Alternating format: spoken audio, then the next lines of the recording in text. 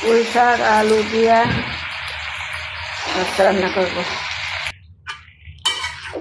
এটা দিলাম,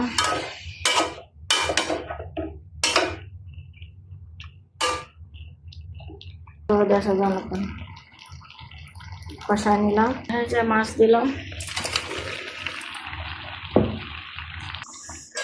দিলাম, ঝোল দিলাম,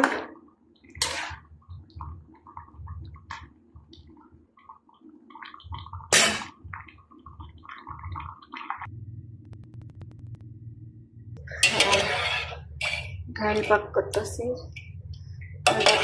ডাল পাক করবো। ভিজা রাখলাম ডালগুলা, একটু ভিজা রাখলে তাড়াতাড়ি সেদ্ধ হয়ে যায়। আমার ডাল হয়ে গেছে।